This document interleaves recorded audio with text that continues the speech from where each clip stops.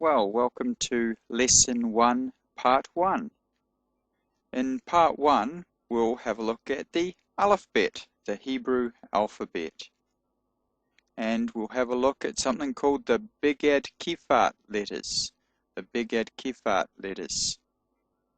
And we'll look at something called final forms. And we have something called the alphabet song that'll help us to learn the alphabet. And in Part 2, we'll have a look at vowels, verb roots, the Shiva, the Makef, and full stop, period. So, the suggested exercises for Lesson 1 are in Biblical Hebrew and Introductory Grammar by Paige H. Kelly. We have Lesson 1, Lesson 2, and Lesson 3, and do all the exercises there. And of course, you'll need, if you purchase this book, you'll need the answer book called the Handbook. And if you want information about this Biblical Hebrew textbook, then have a look at the Books and Websites section at the end after Lesson 8, near the epilogue.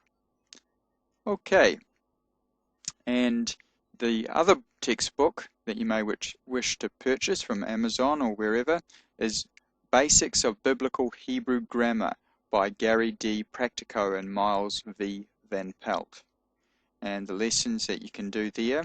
In Section 1, the Basics of Hebrew Writing, do Lesson 1, the Hebrew alphabet, Lesson 2, the Hebrew vowels, and Lesson 3, syllabification and pronunciation. So let's get into Lesson 1, shall we?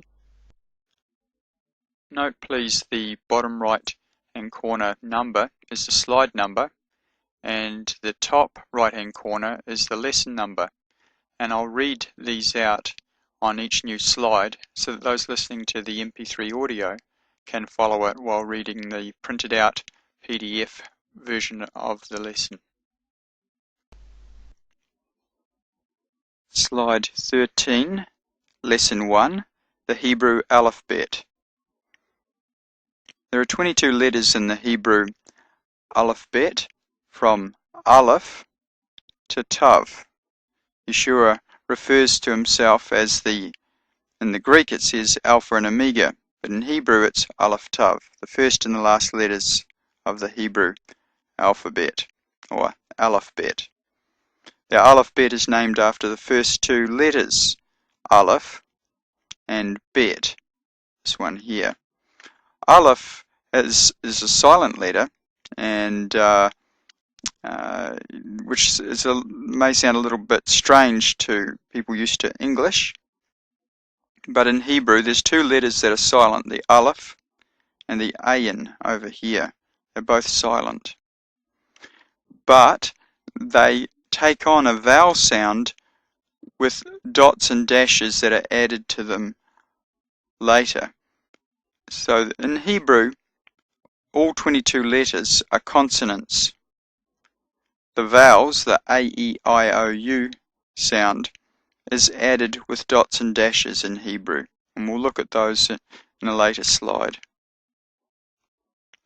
The second letter is Bet. Bet. I sometimes say bait, so please forgive me, it's a bad habit, but Bet is the second letter, and it's related to the word bait, which means house. Incidentally, Aleph can mean 1,000, or it can mean leader, or it can mean ox. So it's very interesting because it's the first letter. Right, let's get started with the lesson. That's 1, has a numeric value of 1, but it also means 1,000, which reminds me of Yahweh's word that tells us that one day is as 1,000 years. So that's Aleph. It's a silent letter, but it can take on a vowel sound, A, E, I, O, U, depending on the dots and dashes that are added afterwards. Bet has a B sound, B as in boy, and the third letter Gimel has a G sound. G as in God. The fourth letter, Dalet, has a D sound. D as in day. And you can see here that it's got a very similar sound, if you're familiar with Greek, to the Greek letters. In Hebrew it's Aleph, Bet, Gimel, Dalet, but in Greek it's Alpha, Beta, Gamma, Delta. So Hebrew, Aleph, Bet, Gimel, Dalet, but in Greek, Alpha, Beta, Gamma, Delta. Now why is that?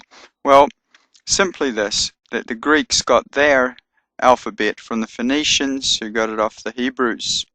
So the languages are related. Indeed, even English is a relation to Hebrew as far as the alphabet is concerned, because we get our English alphabet from the Latin, who get it from the Greek, who got it from the Phoenicians, who got it from the Hebrews. So they're all sort of connected. The fifth letter is Hey, and it's got a H sound, like the letter H. Ha as in hay. Sixth letter is Vav, this straight line with a little bit of a something at the top. Vav. And it has a V sound. V as in van. Then we have Zayin. It's very similar to the Vav, but this little stroke goes all the way across. And that may be a little bit confusing for those first learning the language. There's some letters that look very similar. For example, this letter here, the Chet, looks very similar to the Hey. And the Vav looks similar to the Zayin. But you soon begin to notice the differences quite readily with practice. And Zayin has a Z sound, Z as in Zion. Although Zion is actually pronounced Zion in Hebrew. But in any case, the Zayin has a Z sound. The eighth letter, Chet, has a Ch sound as in Loch or Bach. We don't have that sound in English, but we do have it in Scottish or Dutch, Ch sound, or German. And the ninth letter is Tet, and Tet has a T sound, T as in toy. And then we get to a letter that Yeshua mentioned, or Jesus mentioned, Yeshua in Hebrew, and that is the Yod. Yeshua said, not one jot or tittle, or yod or tilde, will depart from the law until all these things are fulfilled. So this is the letter Yod, the smallest letter, and the first letter of the Lord's covenant name, Yahweh. And Yod has a Y sound, Y as in yes. 11th letter is Kaf, and Kaf has a K sound, or it can have a softer Ch sound. And it has two forms. There are 5 letters that have final forms. This is the same sound, it's the same letter, but when the letter occurs at the end of a word, the tail is extended, if you like, so the back to front C drops that lower part here, and it is extended downwards. It may seem strange to those who don't have that in English, but it's just like if you're writing with joined up writing and you just put a little flick at the end of the last letter. It's just like that in Hebrew. So there's only 5 letters that do that,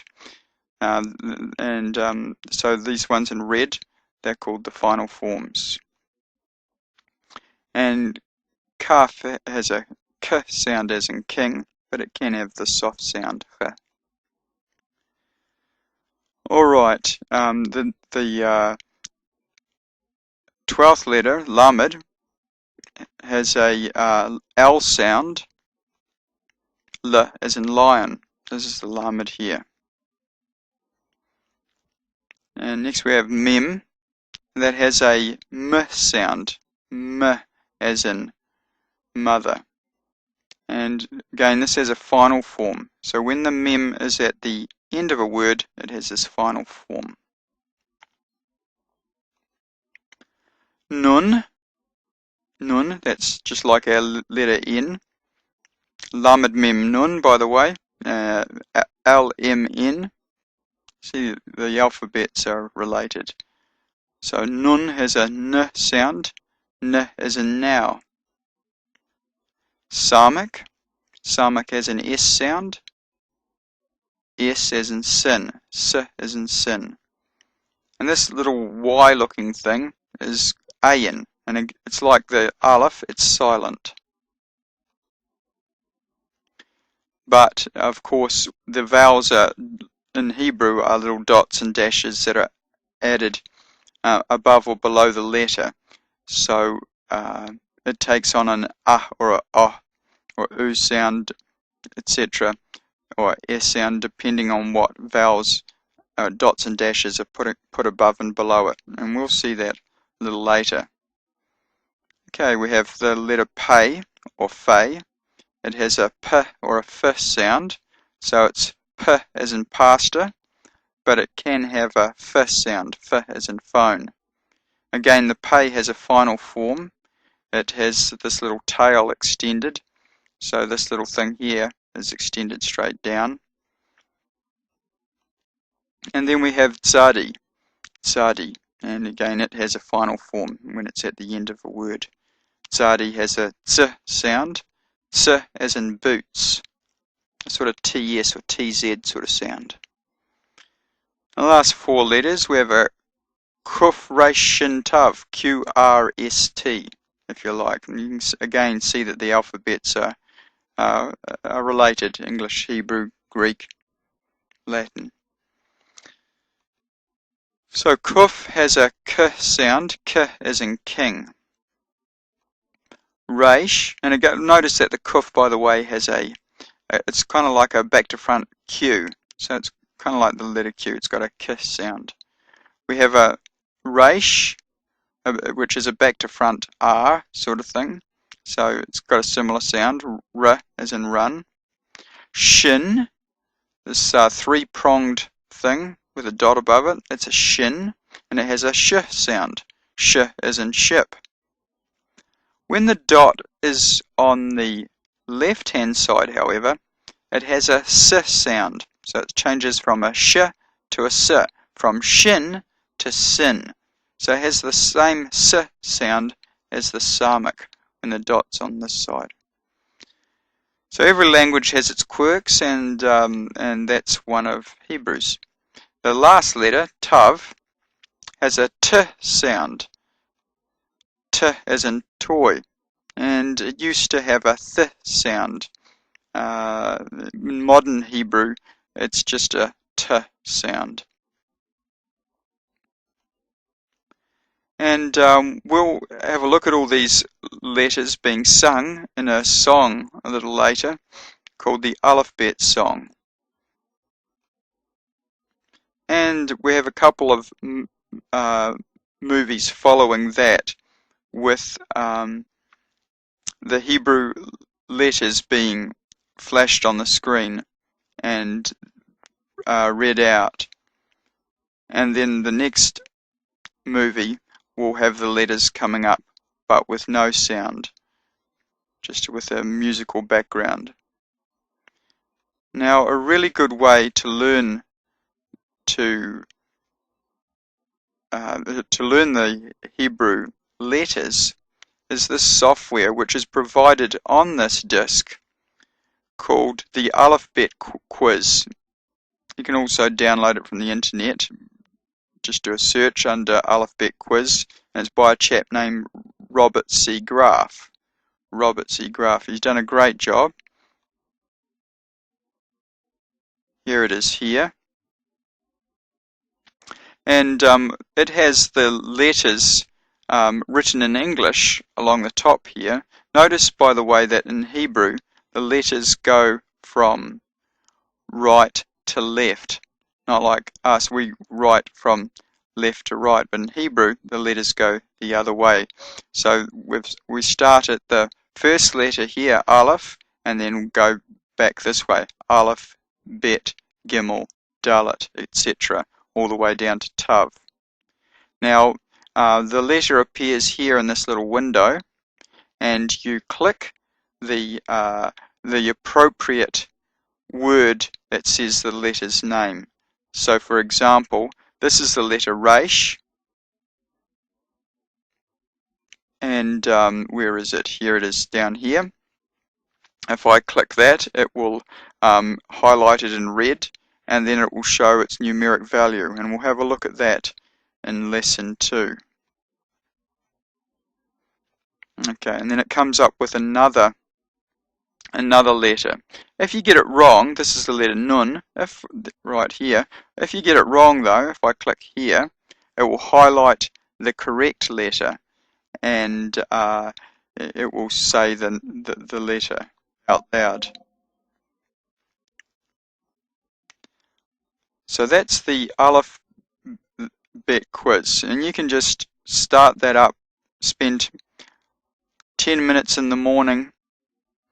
I'd recommend doing it, 5 or 10 minutes in the morning and in the evening, and over a week or two you'll have the whole Hebrew alphabet memorized. I've had a lot of very good feedback on this software, so it's very, very useful.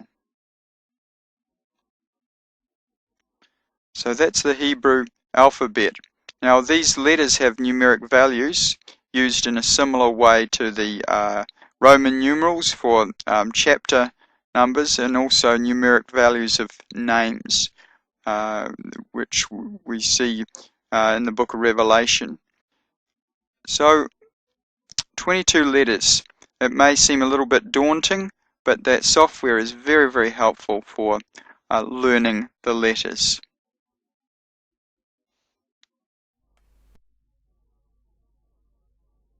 Slide 13, Lesson 1, the Hebrew alphabet. Now we're going to have a look at different styles of the Hebrew letters. We have the traditional styled letters that have been created using a quill or calligraphy type pen that has a thick edge and a thin edge. As well as that, we have a more modern form of the letters, and that is the form that you should practice writing, and we'll see that on the next slide.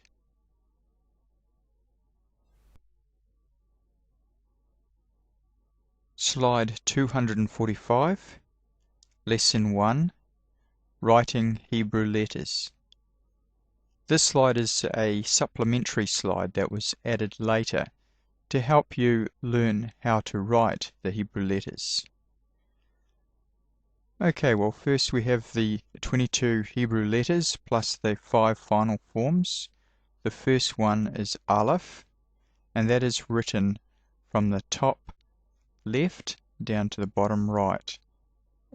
The diagonal stroke first, and then the other 2 strokes. So we have this part here, and in this very simple diagram they've just stylized it a little bit differently, but this is the way I like to draw it, just here. I go down here and then I put a little turn in there, and this one here I go down and like that. But in any case, this is the order that you do the strokes: the diagonal, long diagonal one first, and then this one, and then this one. 1, 2, 3. Second letter is Bet, and you go down like that with a little corner, rounded corner, and then this long stroke along the bottom, overhanging. Make sure you have that little overhang there. So first this part here, and then that part, and then a dash in it if it has one. Now these diagrams here are a little bit boxy or square, but this is the way I prefer to do it, as much like the Hebrew letters as possible. The Gimel. The first stroke is this one down here, and then second stroke there, that little foot or leg there. The Dalet, the horizontal stroke first, and then a little bit of a gap there, overhang, sorry, and then the vertical stroke down. The Hay, just like the Dalet, except there's no overhang, just goes straight along and then down, with a little bit of a curve in it if possible, and then a gap, and then this vertical stroke here. Then there's the Vav, and some people draw it with a little bit of a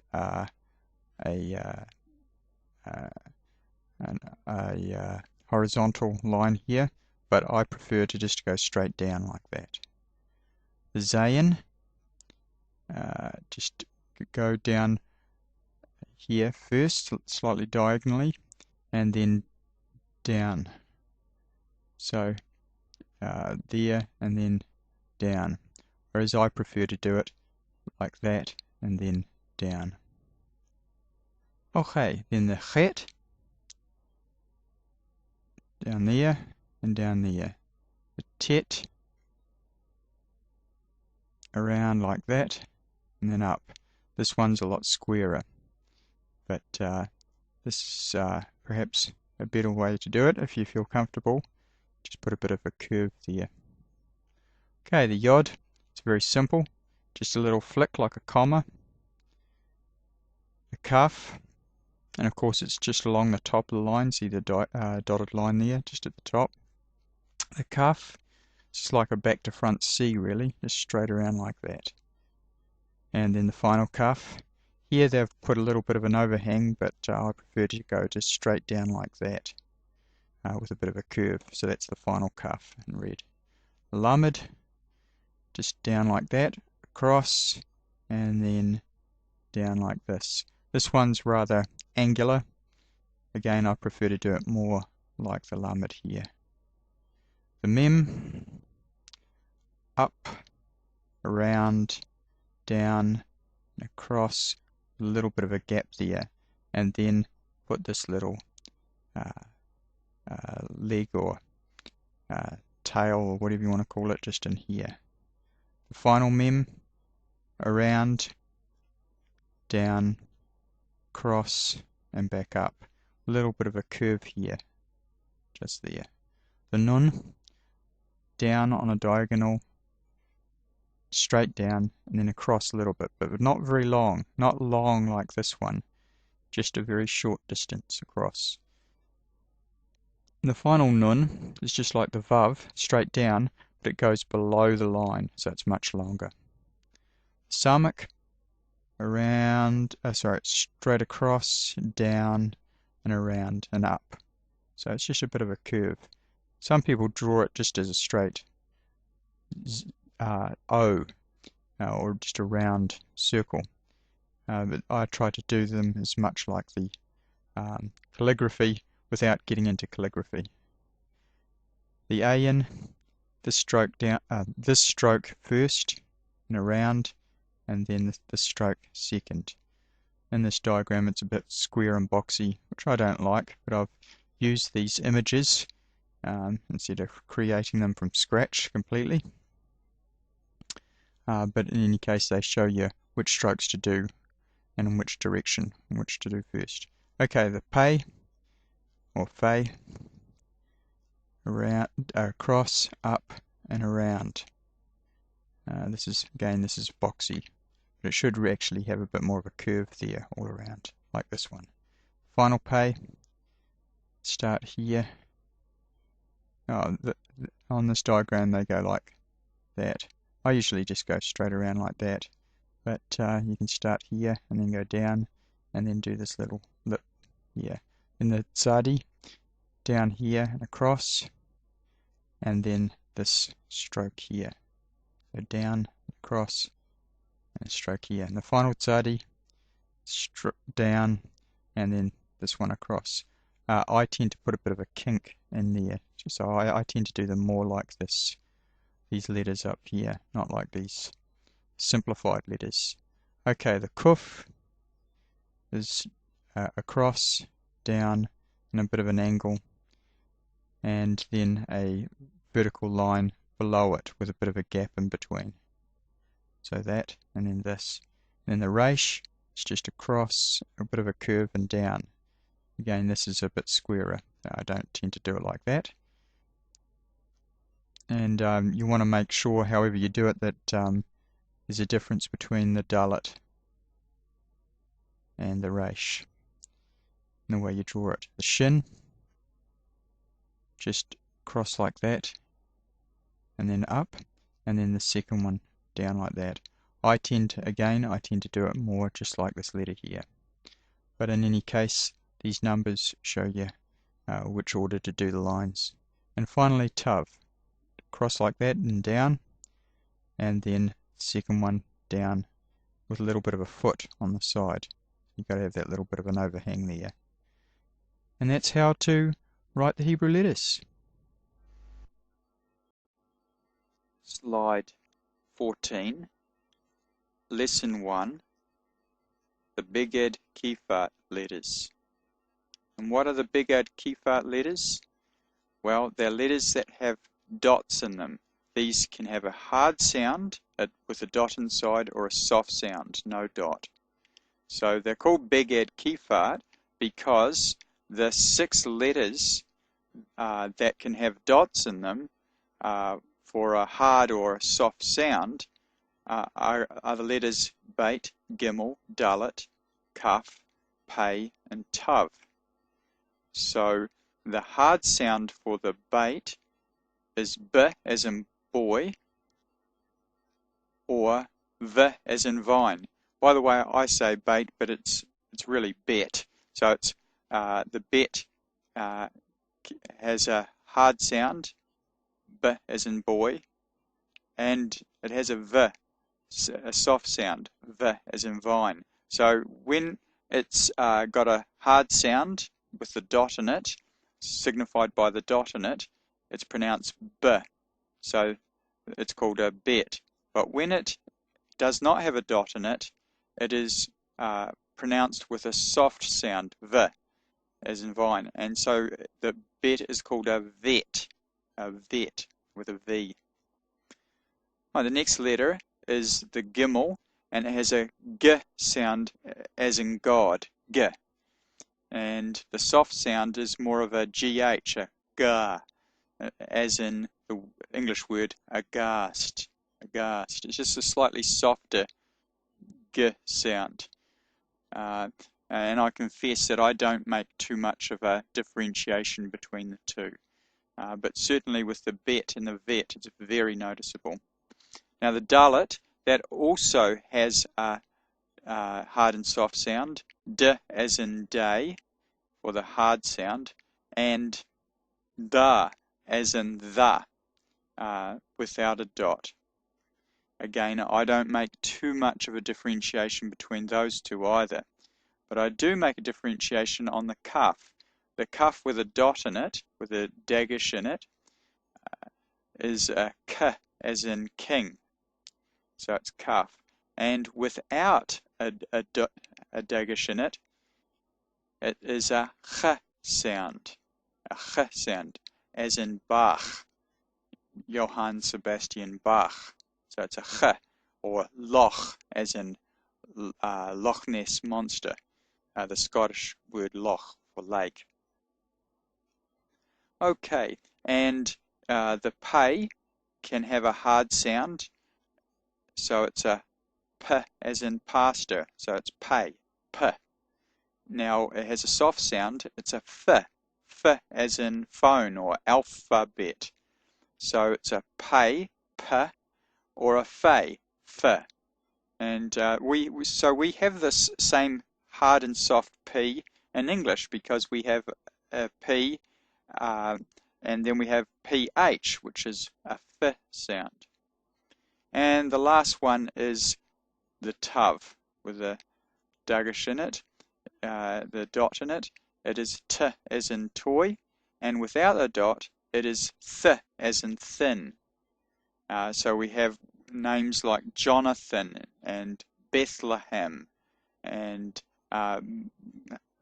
Bethel. Now, in modern Hebrew pronunciation, which I tend to follow as best I can, there is no difference between the tav with a dot in it and a tav without it. They're both pronounced in modern Hebrew as a t sound, not as a th sound. So actually the name Jonathan in Hebrew is Yehonatan in modern Hebrew pronunciation. And the name Bethel in modern Hebrew is Beit El. Beit El. So it's not a th, it's not Beth El, it's Beit El. And Bethlehem is Betlehem in modern Hebrew. So I tend to stick with the modern pronunciation because the Jews are in the land and that's the way they've decided to do it. And we come later on, the lost tribes. So the dot is called a dagesh lene. Dagesh lene. And in Hebrew they say dagesh kishin or dagesh kal. And dagesh is just a Hebrew verb that means to stress or to emphasize. So that's what the dot does. It stresses, it emphasizes the letter. So instead of a soft v, it's a hard b for bet. The dot can also be used to signify a doubling of the letter, in which case it is called a dagesh forte. So we've had a look at the Beged Kefat letters here, but that same dot can be used in other letters, and it instead of making it a hard or soft sound, it actually doubles the letter. So it's still emphasizing it. So instead of writing two chets, two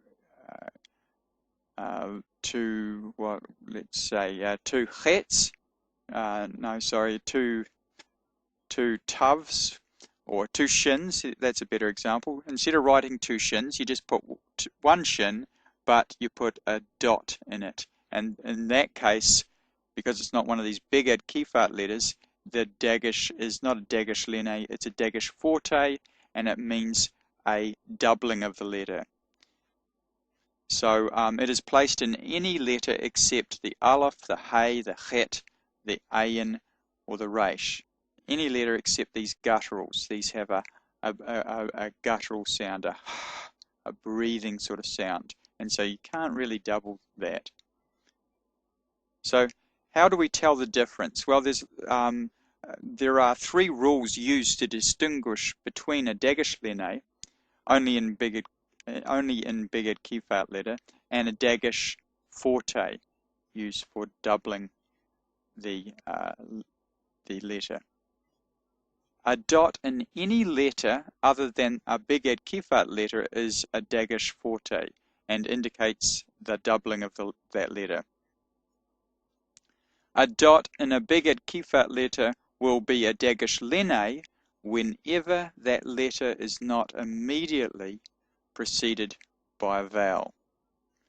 And a dot in a Beged Kefat letter will be a dagesh forte whenever that letter is immediately preceded by a vowel. So that's the rules for differentiating between a dagesh forte, which is to do with doubling the letter, and a dagesh lene, which is to do with a hard or soft sound.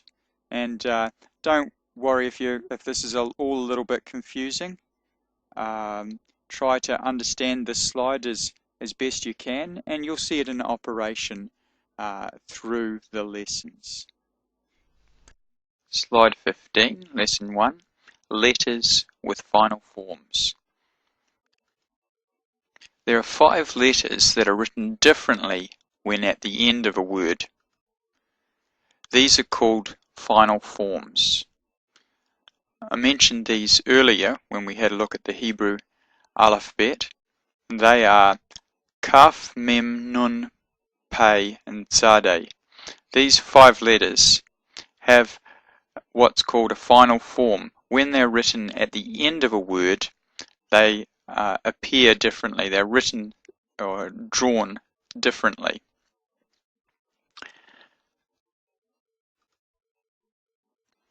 For example, the word for road, derrick, ends in a kaf, but because it's at the end of the letter, instead of going around like a regular kaf, it actually goes straight down. That's called the final kaf. You can see a kaf at the beginning of this word kesef, and it is at the it has the regular form. So if the letter, any of these 5 letters appears anywhere in the word except at the end, anywhere at the beginning or middle, anywhere in the word except the end, it'll appear in the regular form. But if it is at the end of the word, it will have the final form. So derrick has a kaf on it, but it doesn't look like the regular kaf, it's the final form kaf, because it's at the end of the word. Similarly, the word amim, peoples or nations, has a final mem at the end. Because it's at the end of the word, it doesn't appear like this. Of course, this word has another mem, this one I'm pointing to here, and because it's in the middle of the word or and not at the end, then this one appears like a regular mem. Similarly, the word zaken has a final nun at the end. We don't spell it or draw it with this nun here, the regular nun at the end, but because it's at the end, we draw this form, the final nun. The word kesef here, it starts with a kaf. So because it's starting with a kaf, it's the regular form of the kaf, and it has a samak and a pei, and it's a final pei or a pei sofit. It's another name for the final letters. The word sofit just means end or final, so it's a pei sofit. It's a final pei. And the word aretz, aleph, resh, zadi. And zadi, the final form, appears at the end. Okay, so you don't write that when it's on the end of the sentence, word. It has this form with the tail going straight down. So that's final forms, just something to be aware of. There are 5 letters that are written differently when they are at the end of a word. Slide 16, Lesson 1, the Alphabet Song. This is a very catchy song that we're going to play shortly, and it'll help you to memorize the alphabet. Now there are this chorus is sung a number of times, and it's so catchy, almost annoyingly catchy, and it really does get into you, and it helps you to remember the names of the letters. And you can print it out. There's a PDF, Adobe Acrobat file on the disk with all the slides for your convenience. You can print them out, and you can practice singing the song. Perhaps you'd like it in your congregation as one of the songs, just to help you memorize the words, the letters of the Hebrew alphabet. Now I've put in the final forms in brackets in red, but they're not actually part of the song. You don't actually say these. So those words in italic and red, they're not actually part of the song. They're just there for your convenience, so you can see the 5 final forms. In the song, the letter bait is said bait and then vait. That's the hard and the soft sound. The hard b and the soft v, but it's the same letter. The same with the kaf. It's yod chaf kaf. There's the soft sound and the hard sound with the dot in it. Likewise, pay, fay. Pay, fay. And the letter shin is mentioned twice. It's called shin and then sin, the two forms of the same letter. One's got a dot on the right hand side, that's shin, it's got a sh sound, and one on the left hand side, and it's called sin. So when the dot is on the left hand side of the letter shin, it's called sin. And tav, by the way, has a hard and a soft sound, but in modern Hebrew it's just called tav. It's not called thav. The soft sound is th, where we get names like Bethlehem, Jonathan, and so on and so forth. But in modern Hebrew it's Bet-lechem, so there's no th in it anymore. So let's proceed now with the Aleph Bet song. While we're here in Hebrew school, we're going to have some fun and sing the Hebrew alphabet, a song for everyone.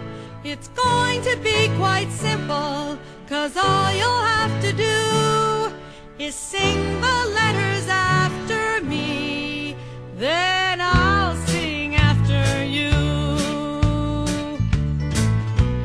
Aleph, Bet, Vet, Gimel, Dalet, Hey, Vav, Zayin, Chet, Tet, Yud, Kaf, Chaf, Lamed, Mem, Nun, Samech, Ayin, Pei, Fei, Tzadik, Kuf, Resh, Shin, Sin, Kaf.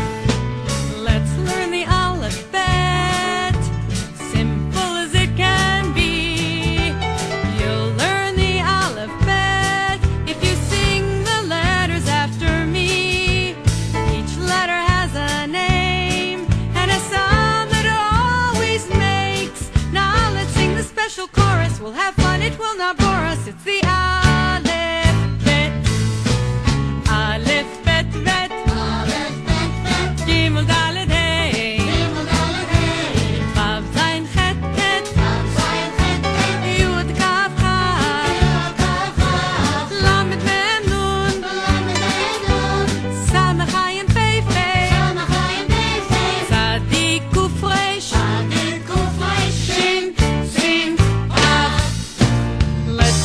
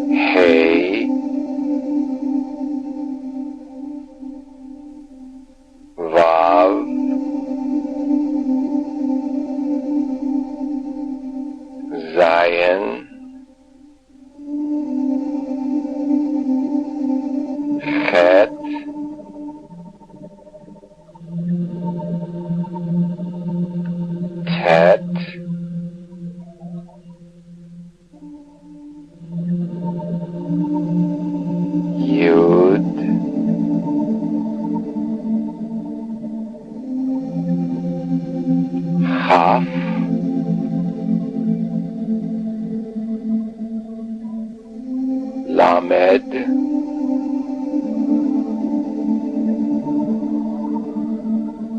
Mem,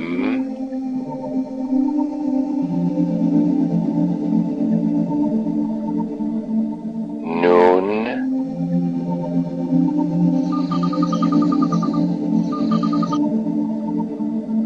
Samech,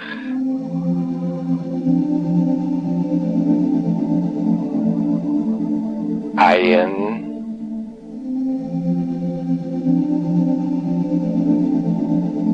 Hey,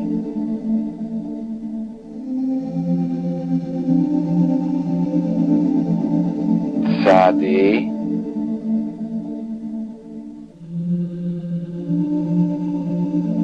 Kuf,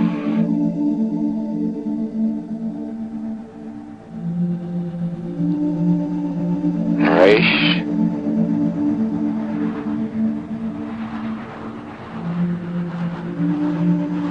Shin,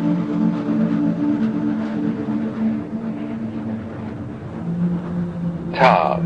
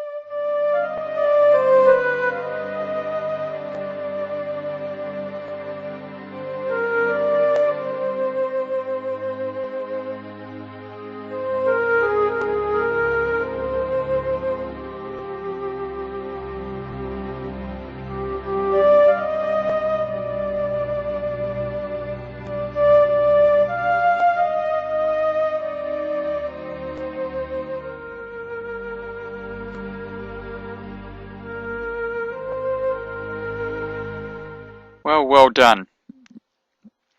It's time to have a cool, refreshing break. You deserve it. And lesson 1 will continue after the break, and we'll have a look at the following topics: the vowels, verb roots, and something called the Shiva, the Makif, and the biblical full stop or period.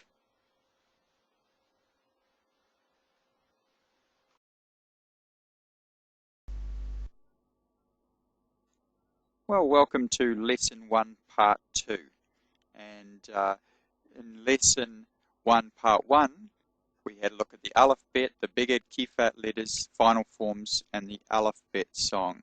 And if you haven't got a grasp and committed to memory the alphabet, and you don't understand the Beged Kifat letters and final forms, then there's no real point in looking at Part 2.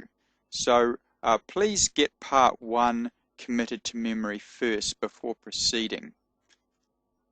But if you're ready for Part 2 and you know the Hebrew alphabet and you can write it and you've memorized it, then you're ready for Part 2 and you're ready to learn the vowels, the Hebrew vowels. And we'll also have a look at verb roots, something called verb roots. You'll find out all about that. And finally the Shiva, something called the Makif, and the Hebrew full stop or period, what that looks like. That's the biblical Hebrew full stop. Okay, now the suggested exercises for Lesson 1, as stated earlier, in the Biblical Hebrew and Introductory Grammar by Paige H. Kelly, Lesson 1, 2 and 3. And this is for Part 1 and Part 2. And in Basics of Biblical Hebrew Grammar by Gary D. Practico and Miles V. Van Pelt, Section 1, the Basics of Hebrew Writing.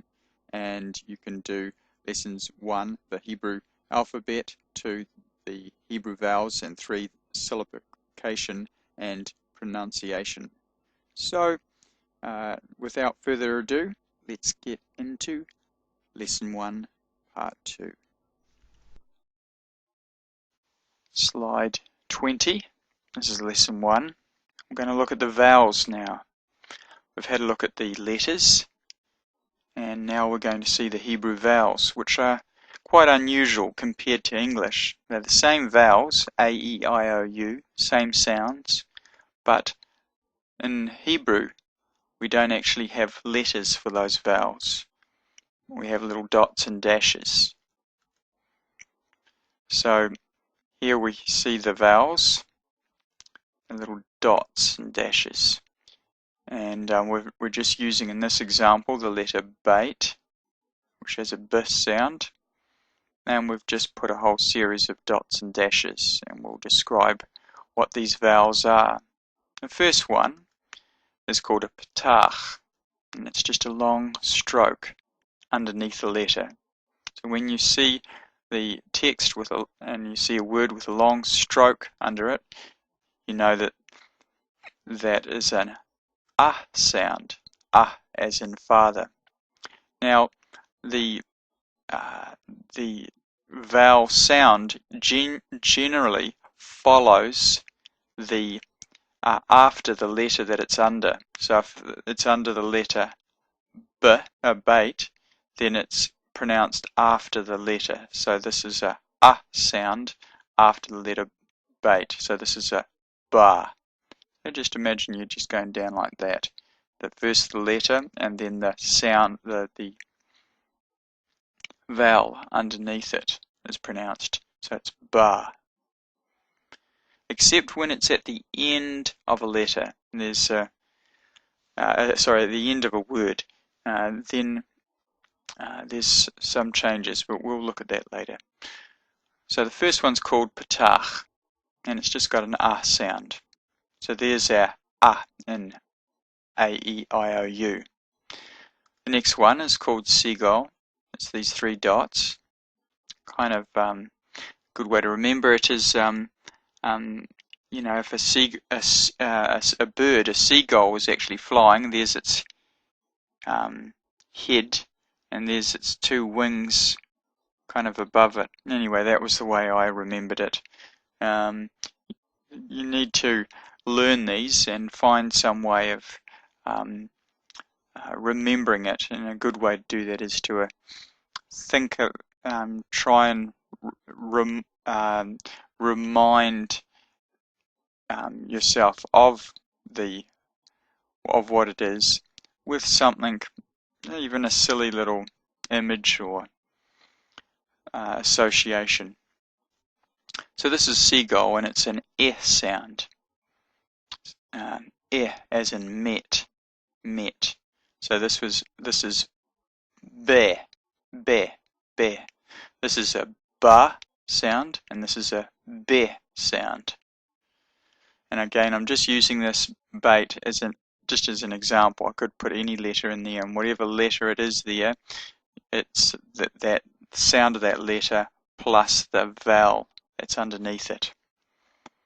So here's an sound, and here's an sound. Ba and bear.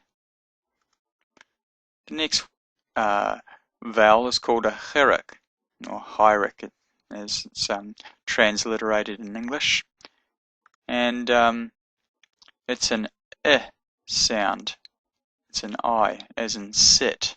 So it's b. So here we have ba, bear, and b. The next one is called a kametz hatuf. It's the same as this one here, which is a kametz, but the same symbol.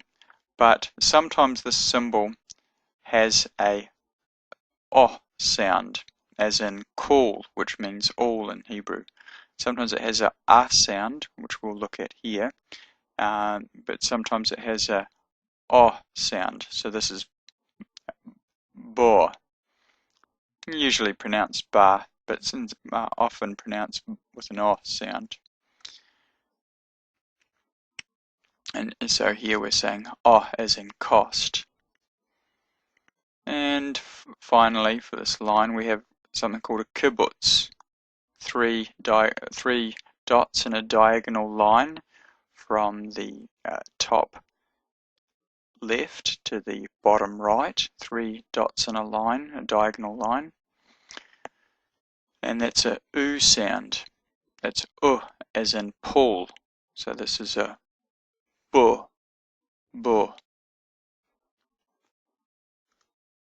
So here we have the A, E, I, O, U, the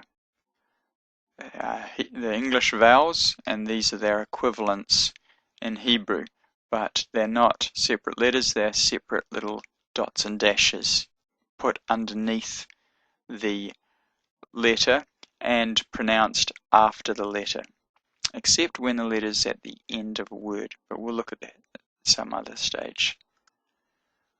So these are what you call the short vowel sounds, and there's just a few variations of these. These are the basics, and these are some variations of them, these down here. The first variation is just the straight kametz, and that has the same sound in the modern pronunciation of Biblical Hebrew as the petach. So this and this, more or less the same sound. It's an sound. As in father. But sometimes instead of ba, it's a bo. And you'll soon learn which words where that occurs. And we have another one called a tsere, and that's just like this one. It's a S sound, but it's just slightly longer. So it's it's just been lengthened a bit. So it's a E as in they, So it's either a or a sound. And we have a holum, which is this little dot here. When we have a dot above a letter, except for a shin or a sin, sometimes that's confused with a holum, just because it's a dot. But the holum above a letter means it's an sound. O as in row. So this is a holum. So this is bow. So this is ba, ba, and bow. And here we have some variants. When we have the kamits followed by a yod, it changes from an a sound, as in father, to an a sound or an I sound, a as in my. So this can be by, or it can actually be a bay sound too. Zera yod. This is an S sound, and it's just being lengthened. Basically, having the yod on the end lengthens it, and it goes from to a. So it goes from to a. This is a sometimes an and sometimes an a, but this is definitely an a sound. These are got identical pronunciation in modern Hebrew, pronunciation of biblical Hebrew. Cherik yod is an with a yod at the end, and that changes to an e sound. It's like the I in marine or machine. It's actually an e sound, so it goes from an I, from an sound. Up here we see it as an sound, like sit or bit. But down here, when it's followed by a yod, it changes to an e sound, so it's being lengthened. So this yod lengthens the sound from a to a e sound. Machine, marine. Here we have a holum vav, so it's just a o sound, but it's the same. O as in row, but it's above a vav. So this doesn't say bavo or bov, it actually just says bow. The vav is being used, it changes from a v sound to an o sound. It's actually being used as a vowel in this case. And we have a shurik, which is the same sort of deal as the kibbutz up here. So it's a vav with a dot in the middle of it. And that's often a u sound as in rule. So this is boo, oo. So you'll see this over and over again in every word. You'll see all these vowels. So you need to start committing those to memory. But it's just this. It's this one, this one, this one, this one, this one, this one, and that one. They're the main ones, plus this one and this one. These are just variants of it. And same with these. These are just the same. This is the same sound.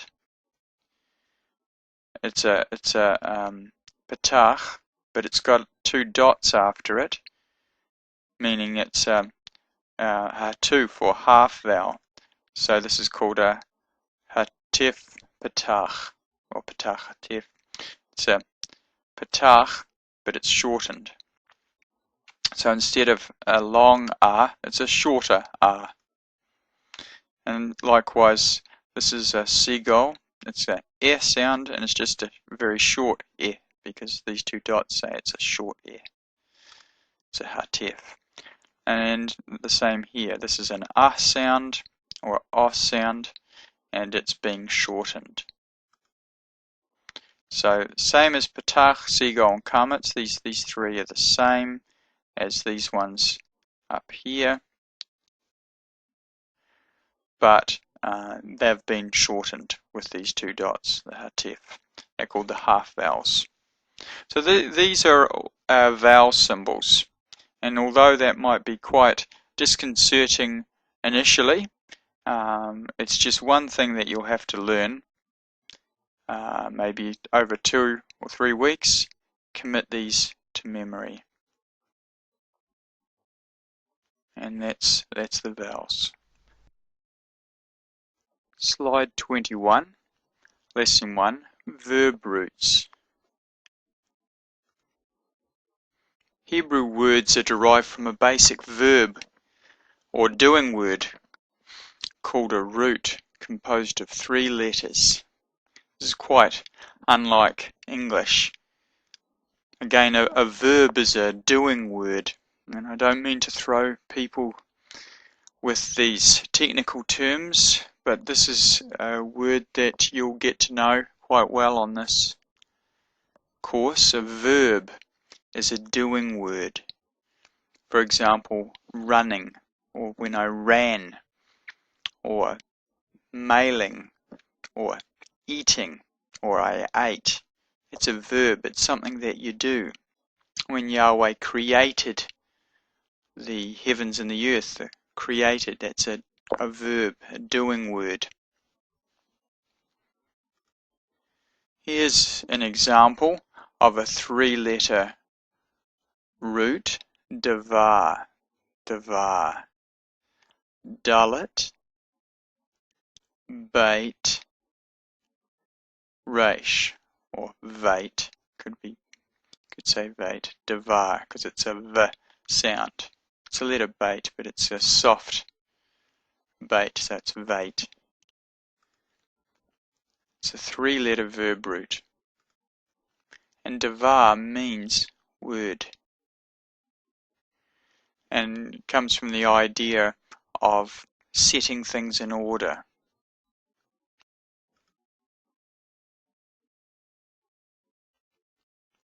Other letters can be added to the basic verb root, 3-letter verb root, and you'll see this on every sentence and every word almost. There will be letters added to the front and the back and sometimes in the middle that will change its meaning slightly, either from the past tense or future tense, or he said or she said, they said, changing the pronouns, and so forth. So we see something very similar in English. For example, we may have a basic a verb, for example, SNG for sing. We put an I in there, SING, sing. But I can change it slightly by putting an O in there, and it becomes song. Or I can change it again and put a U in there, and I can say sung. Or I can change it again and put a in there, and it can be sang. So the meaning changes slightly by different vowels I put in. Also in Hebrew you can change the meaning of the word by putting different vowels, or sometimes consonants are added to it. But generally most words in Hebrew are derived from a basic 3-letter verb root. And here, davar, which means word, is changed to yadabru. Yadabru. Now again, if you are looking at this video and you haven't learnt the Hebrew Hebrew letters, then I would encourage you to do that. Otherwise, the rest of this lesson is not going to make a lot of sense. You're going to be struggling. So don't feel bad if you have to spend 2 or 3 weeks or however long it takes to learn the letters and the vowels, these little dots and dashes. These are vowels and other things that change the sound of the word. So you need to learn the vowels of the previous slide, and you need to learn the letters of the previous half of lesson 1. Again, you can print these lessons out, you need to look at the DVD, and you'll find a folder with the lesson in there as a PDF file, and you can print pages you want out from there.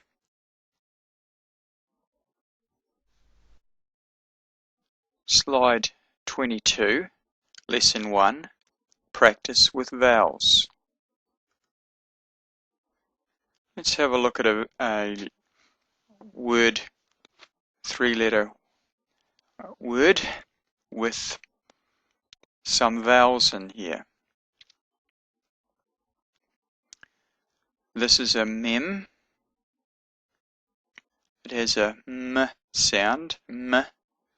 So just like our letter M in English, but it's called mem in Hebrew, mem. This is a lamed, lamed. And it has a L sound, like our letter L. And this is a final kaf. The normal regular form is like a back to front C. But when it's at the end of a word, the bottom part just goes straight down instead of going round like a back to front C. So that's called a kaf, a final kaf, or kaf sofit. And there's two little dots in here, which just says make it short sound. These three dots, this is a seagull, and it means it's basically just saying the letter E. It's a short E sound. So it's a M sound, M, but it's the vowel is an E. So it's me, me. And this is an L sound followed by another E sound, another seagull. So it's le. So the word is me, le. And the final kaf has a ch, or in this case, when we say it quickly, ka. So it's me, le, k, melek, melek, melek. And melek means king.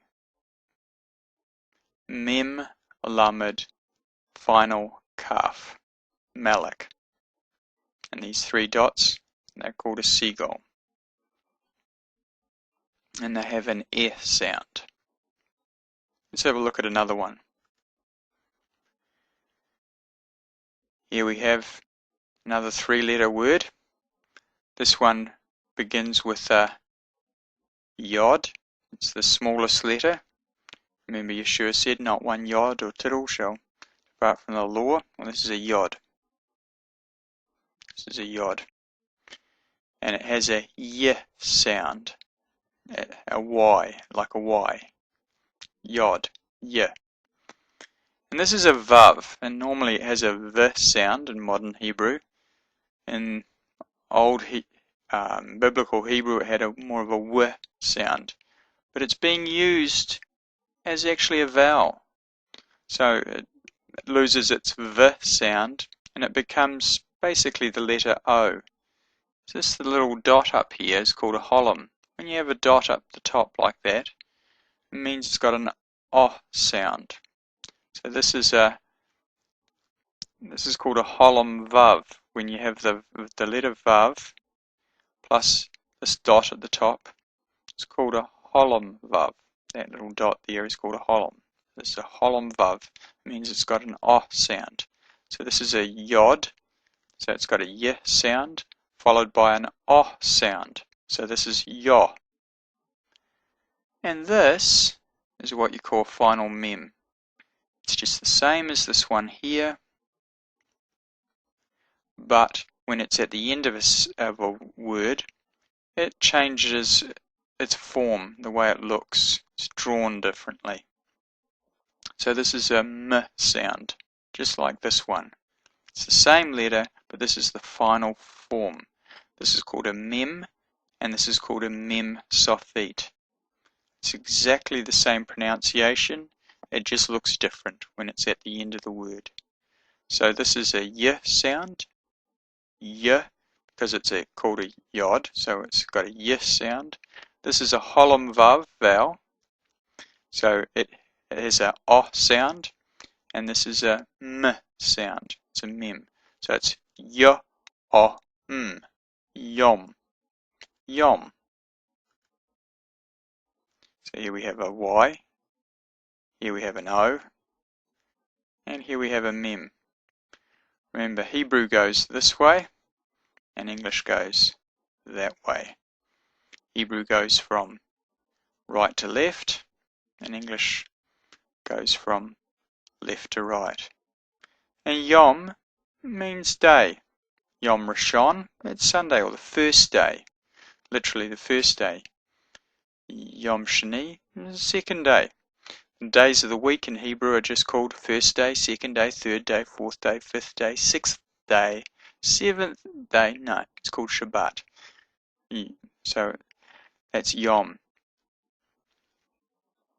So it's Yom Rishon, Yom Shani, Yom Shlishi, Yom Revi'i, Yom Chamishi, the fifth day, Yom Shishi, the sixth day, and Yom Shabbat, which is the seventh day, Yom Shavi'i, HaShabbat, or Shabbat, Sabbath. Let's have a look at another one. Right, here we have the letter Shin. It's not a, there's two forms of this letter. It can be also called a sin. It's the same letter, but the dot's over here on the left hand side. But in this case, it's on the right hand side. Again, when it's on the right hand side, it has a sh sound. And when it is on the left hand side, it has a s sound. So this is the letter Shin, and it's got a little T looking symbol,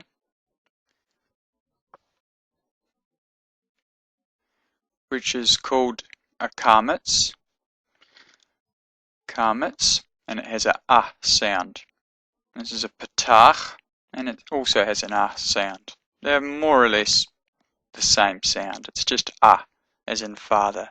So this is a sh with a sounding vowel. So that's sha. And this is a sound under another mem, just like that one there. So it's a m sound. So that's sha, ma. That's followed by a yod. And this changes the sound to a or I, in this case more of an I sound. So it goes sha, mai, and we have a dot here, and that makes this yod sound like an E. So this turns into kind of like a vowel. It's kind of shamai, and the mem, this is another mem just like that, but it's a final mem. So that's an M sound, so it's shamayim.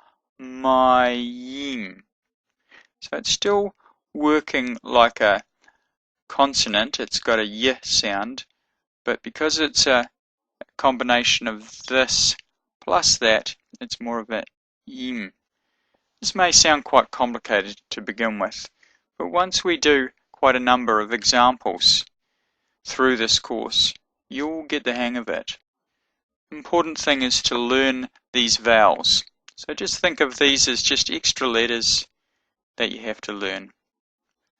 There's only 3 or 4, 5 main ones, and a few different variations. So this is the word Shemayim, and this appears in the first sentence of Genesis. In the beginning, Elohim created the heavens and the earth. Bereshit bara Elohim et ha-shamayim, the heavens. ve'et ha'aretz, and the earth. So Shemayim means heaven. It actually means heavens. Shemayim, heavens. Okay, let's have another look at another example. Navi, Navi. Nun, it's an aleph, sorry, a kametz, and with a bait, or a vait in this case, it doesn't have a dot in it, so it's a v sound. So it's na, v, and that's a v, but because it's followed by a yod, it becomes an e sound, navi. And the aleph is silent, but it kind of lengthens the e sound, so it just makes it a bit longer. So it's Navi. And that doesn't mean that you're a sailor in the Navy. Navi means prophet. Prophet. Navi. Alright, here's another mem and a zayin, a bait. And it's got a dot in it, so it's a hard b sound. This was a v sound, but this is a b sound because it's got a dot in it, dagish forte. So, and then we've got a chet, chet. It's a ch sound. This little dot here is called a cherik. It means it's got a I sound. So it's just like the letter I. It just means a I sound. So this is m. And the zayin has a z sound, so this is miz, miz, miz. The two dots here are saying this is the end of the syllable. So this is miz. This is a b sound, and it's a e. So it's miz, be, and the chet makes it a ch sound. But this patach means it's mizbeach. Now normally the vowel underneath the letter follows the letter, so it's pronounced after the letter, but when it's at the end of the word, it's often pronounced before the end of the letter that it's underneath. So here we have mizbeach. Mizbeach, Mizbeach, which means altar, altar, like a brazen altar, where you do the sacrifices, and it comes from the root there, zavach, to sacrifice. Similarly, navi comes from the root idea to come or to go, to see what is coming. And that's what a prophet does, he sees what's coming. And Shemayim comes from the idea of water. Water comes from above. And the heavens are the heavenly waters. Let's continue. Here's a simple one. We have a yod and an sound and a mem, final mem. So that's y with a sound and a mem. So it's yam, yam. And yam means sea.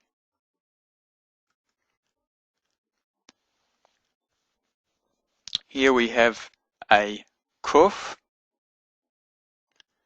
with a little dot above it. That's a holum, just like over here. That was a holum vav. This is just a holum by itself. Same sound. Ka. And this. So that's a k with a o sound. Ka. And then we have a dalet. Now some of these letters look very similar to other letters. You'll get used to that also, believe me. The three dots underneath are a sound. So this is ka and de. So dalet has a d sound, so that's d, and it's a s sound, so it's a de. Ka de, with a shin at the end, which has a sh sound. We know it's a shin because it's got a dot there. If it had a dot over here, it would be sin. But this is a shin, so it's a sh sound, not a s sound. So this is Kodesh, Kodesh, Kodesh, which means holy.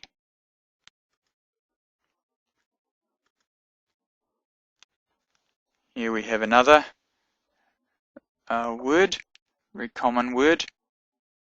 This is a mem, the sound underneath it, so it's ma, and here's a kuf, so it's ma, k, something or other.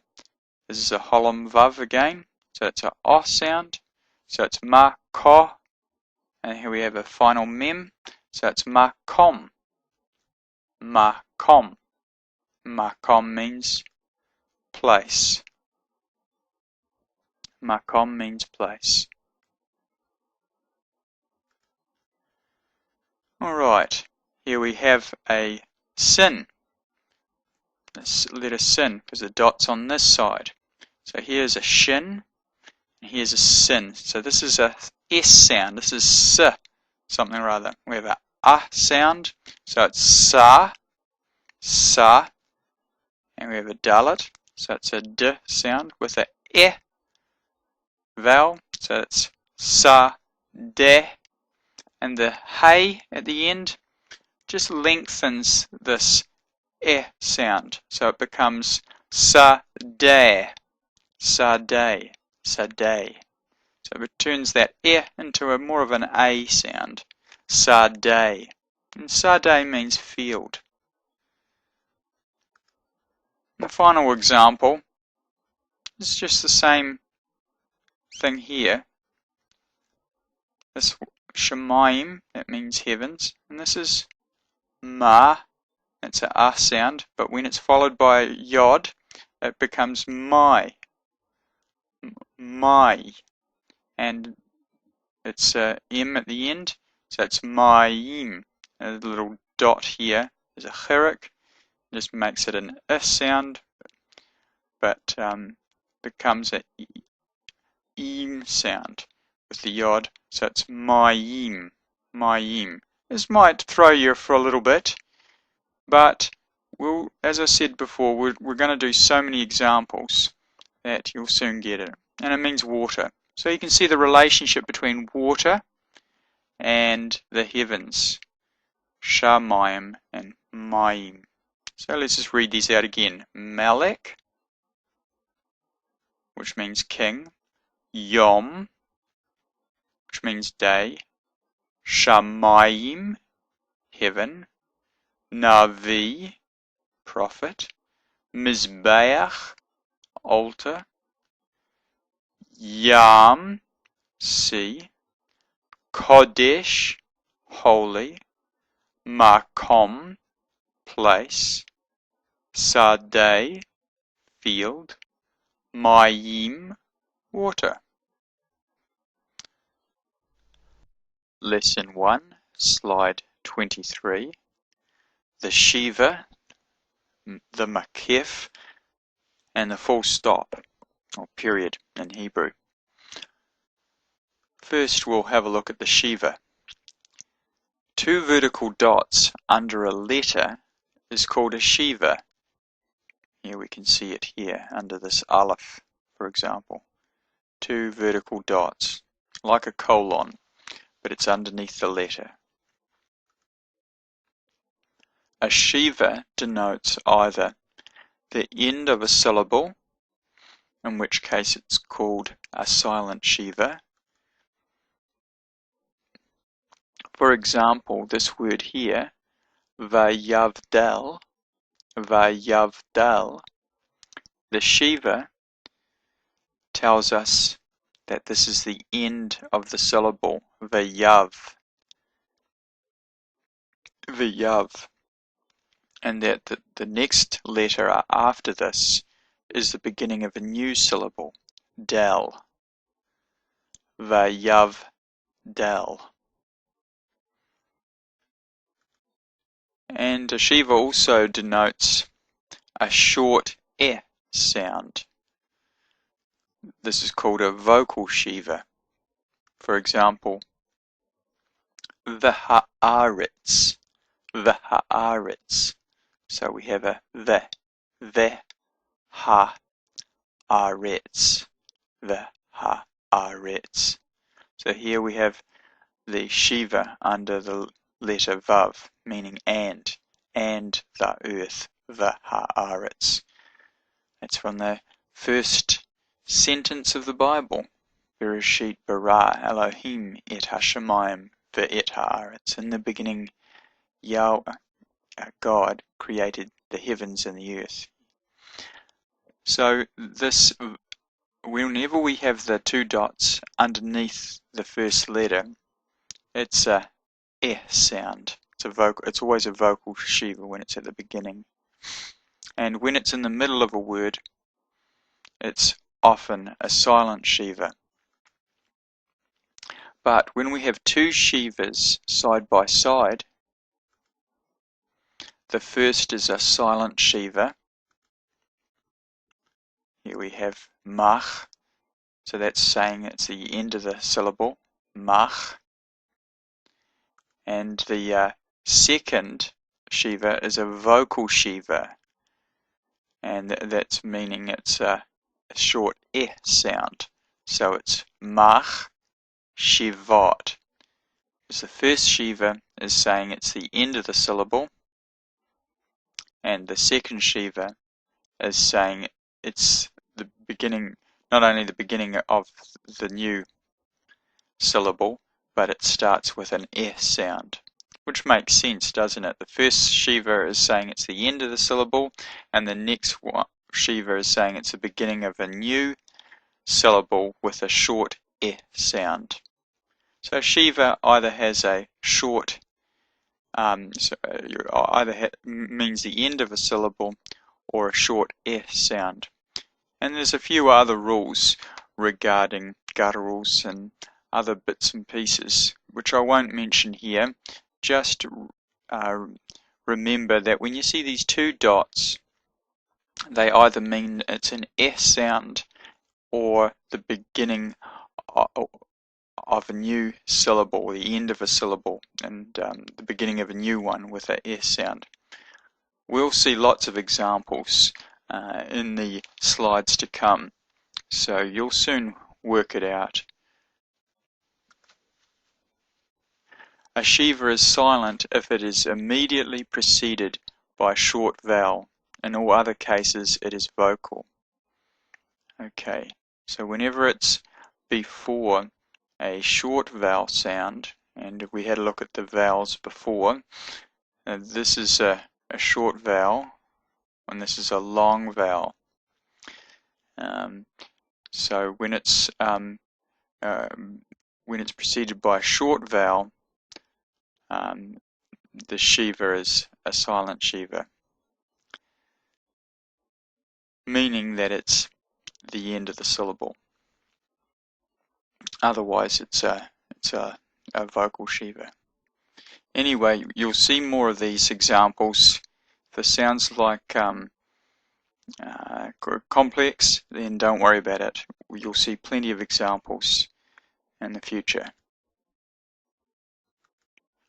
Okay, now there's another little symbol that you see often. It's a little horizontal stroke that looks like a hyphen, and it's used in a similar way, and it can also mean of, or can imply ownership, that something belongs to something or other, or something is of something.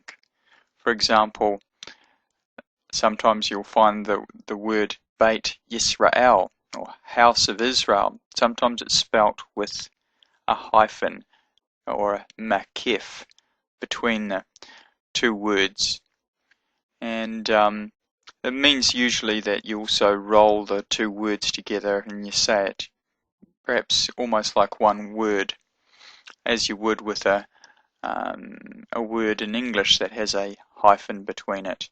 But it's not called a hyphen, it's called a makif, and it implies that in this case that it's the house of Israel. And you can often tell how it's used just by context. Again, we'll see plenty of examples of that. Now we'll have a look at the final little symbol in our list, and that's two dots, like a colon. Like the Shiva, there's two dots, but these two dots are written at the end of a sentence, just like that. So they're not like two dots underneath a letter, like the Shiva, but they're two much bigger dots, and they are at the end of a sentence. This is in biblical Hebrew.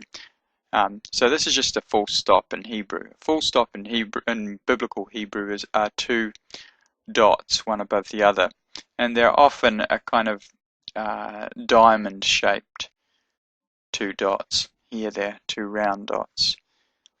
In modern Hebrew, they just have a full stop at the end of each sentence, but in biblical Hebrew, they use these two colon-like dots at the end of the sentence. And that's all for the Shiva, Makef, and full stop sign, period.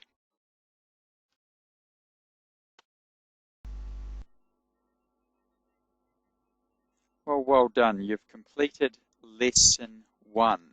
Hopefully, you've committed to memory the Hebrew alphabet, the Beged Kifat letters, final forms, and perhaps you've learnt the Hebrew alphabet song. That's a nice little jingle, especially for the kids. But it's good for adults too. And in part 2, you have learnt the vowels, verb roots, the Shiva, Makef, and the biblical full stop. Now, if you haven't learnt these, then go back and memorize the vowels in the alphabet. Again, there is some free software to learn the Hebrew letters, and the vowels you'll just have to put them on cards and learn them, commit them to memory somehow. Right, the suggested exercises, Biblical Hebrew and Introductory Grammar by Paige H. Kelly. If you haven't done these lessons yet and you do have this book, then do lesson 1 and lesson 2 and lesson 3 and the exercises in them. And if you have the Basics of Biblical Hebrew Grammar by Gary D. Practico and Miles V. Van Pelt, and you haven't done it, then please look at section 1, the Basics of Hebrew Writing, and do 1, the Hebrew alphabet, 2, the Hebrew vowels, and 3, syllabification and pronunciation. Right, well that's it for lesson 1.